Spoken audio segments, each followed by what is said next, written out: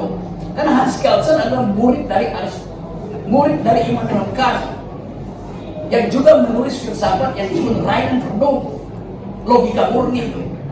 Ini bahayanya kalau Anda belajar hukum tanpa belajar filsafat hukum, itu soalnya. Jadi kekacauan kita mulai dari awal kurikulum fakultas hukum itu kacau, risetnya nggak ada. Mungkin jaksa nggak ngerti beda antara Roscoe dan Hans Kelsen. Kenapa saudara tidak menentukan fakultas hukum? Saya mengajar di filsafat hukum. Saudara menjelaskan pertanyaan kali. Ini hidung juga ini.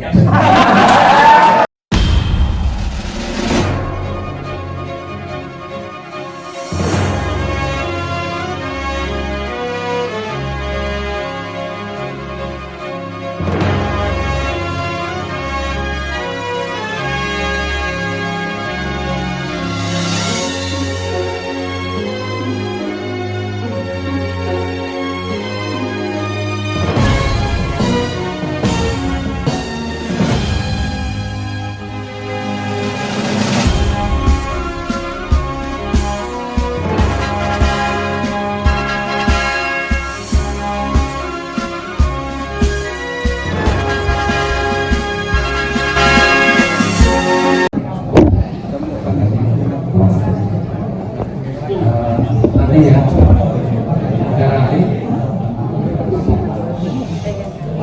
kalau dari jawaban pertanyaan penasihat hukum, jaksa penuntut umum, kalau sahabat saya menyimpulkan, saya cuma mencatat tadi, saya simpulkan bahwasanya filsafat itu cara berpikir radikal, keras, ya, bahwasanya malah justru mengendaki untuk perubahan undang-undang. Seperti apa? Perubahan undang-undang.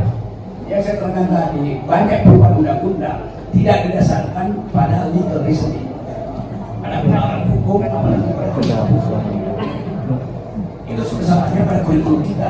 Tapi kalau berpikir secara radikal sependapat berarti. Ya, itu dasarnya Pak.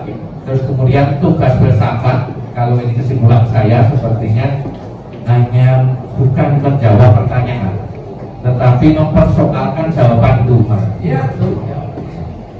Kemudian ada lagi dari jawaban-jawaban saudara yang berikan tadi itu dasarnya hanya ingin mengetahui, atau kalau istilah kerennya mungkin ontologi ya. Betul, seperti itu. Ontologi bukan ontologi, epistemologi. Epistemologi itu bukan cara mendapatkan pengetahuan, epistemologi itu. Iya, sekaligus mempertanyakan dasar dari pengetahuan itu beroleh. Jadi ada ontologi, epistemologi, terus satunya lagi apa itu? Aksiologi. Jadi kalau kesimpulan saya seperti itu, betul? Betul. Oh, itu, ya, itu akan kami gunakan sebagai majelis hakim nanti dalam membuat keputusan ya. Oke. Kemudian satu lagi, tadi kan saudara Ali menjelaskan penemuan bisa dilakukan secara reasoning, akal, begitu. Nah, kemudian agar menjadi reasoning itu secara normal diterima, ya kan? Sementara kita mungkin dalam membuat keputusan menggunakan itu, tetapi ternyata tidak diakui atau tidak diterima oleh masyarakat yang tidak setuju dengan akal yang kita sampaikan. Ya.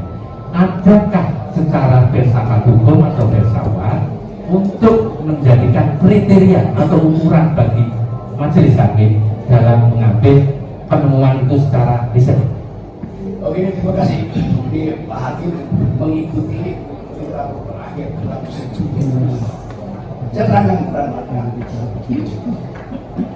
memanfaatkan logika, legal reasoning. Justru itu yang jadi tumpuan hukum positif Indonesia yang bersumber pada pelajaran-pelajaran dari Hans Kelsen. Anda pasti belajar, Anda pernah belajar Hans Kelsen? Pernah? Nah, saya serius kali ini positivisme hukum Indonesia dasarnya adalah teori Stuart Baum dan Hans Kelsen. Pak Jansa pernah belajar? Ya, saya tanya jujur aja sebagai akademisi. Pernah? Susah, baru dengar. Apa?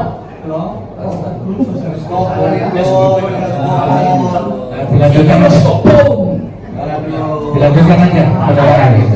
Maaf, saya salah. Tolong dilanjutkan aja. Itu sebagai bahan. Itu namanya pure theory of law dari Hans Kelsen yang mengatakan bahwa hukum itu bisa ditarik dari norma di atasnya tanpa perlu uji faktanya. Dan Hans Kelsen di Indonesia diterjemahkan secara keliru, sama seperti soal Pancasila tadi. Menurut Hans Kelsen, sumber hukum pertama itu tidak boleh konkret, karena itu dia sebut sebagai fiksi hukum. Pancasila itu konkret, ada 5 sila. Pancasila itu konkret, ada tanggal lahirnya. Staf fundamental law nggak boleh ada tanggal lahirnya, supaya dia jadi regulatif ide yang menuntun aja, jangan dibuktikan ini. Kenapa begitu? Karena Hans Kelsen adalah murid dari Immanuel Kant yang juga menulis filsafat yang disebut rein und vernunft, logika murni itu. Ini bahayanya. Kalau Anda belajar hukum tanpa belajar filsafat hukum, itu soalnya. Jadi kekacauan kita mulai dari awal kurikulum fakultas hukum itu kacau. Risetnya nggak ada. Tidak mungkin jaksa nggak ngerti beda antara Roscoe dan Hans Kelsen. Kenapa saudara tidak menemukan fakultas hukum? Saya mengajar di filsafat hukum. Saudara menjelaskan pertanyaan kali. Ini hidung juga ini.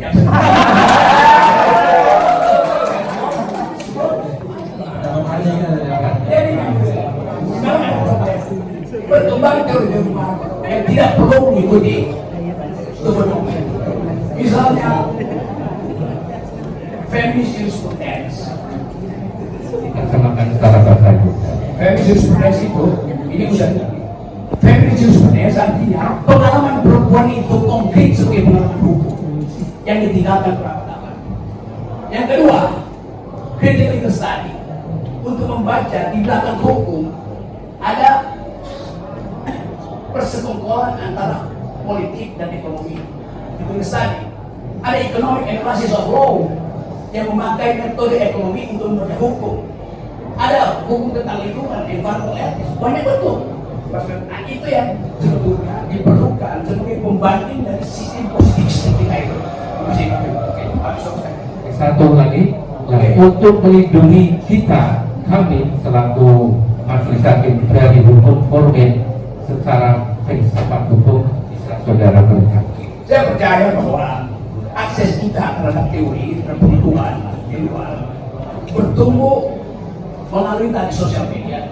Tentu Pak Hakim, kalau pergi ke luar negeri, ketemu dengan hakim-hakim di luar negeri, kita bisa bandingkan bahwa sistem Anglo-Saxon pun mulai membicarakan hal-hal yang sifatnya filosofis, yang tadinya dia nggak peduli. Dia cuma peduli prinsip setara dan krisis. Tapi sekarang karena ada krisis lingkungan, orang belajar lagi tentang dasar-dasar filsafat hukum yang memungkinkan manusia itu diolah di dalam kapasitas sebagai warga, bukan sekedar warga negara, tapi warga mungkin. Jadi etis lingkungan itu tumbuh secara bagus sekali, dan itu mempengaruhi juga sistem ekonomi. Di Davos kemarin bulan Januari ada keputusan bagus bahwa pertumbuhan ekonomi tidak boleh lagi dilindungi oleh hukum positivistik yang pro akumulasi.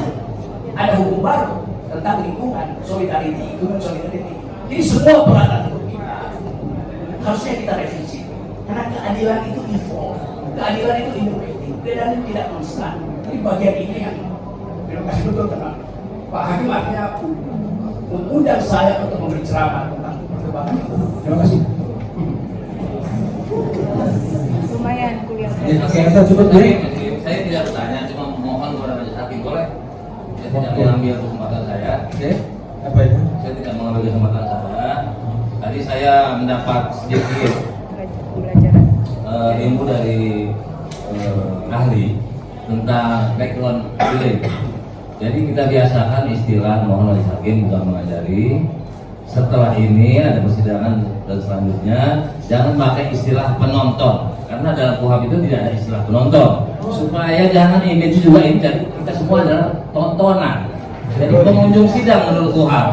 Dan pakai istilah-istilah walaupun hanya istilah, kalau istilah itu bisa membuat background billing rusak, membuat bocor semua ilmu-ilmu hukum yang ada di sini, big league. Jadi saya minta Istilahnya apa tadi? pengunjung sidang. Kalau kita bilang penonton, jadi kita semua juga penonton. Padahal image di publik kita ini memang sedang dagelan. Mohon maaf, jadi mohon pakai istilah kuat saja, yaitu pengunjung sidang. Demikian cukup. Oke, bisa diterima. Tidak masalah. Tadi penting sekali. Tidak ada masalah itu. Setelah Bung Rocky selesai, mungkin sudah menjelaskan semua dan pulang. Gitu.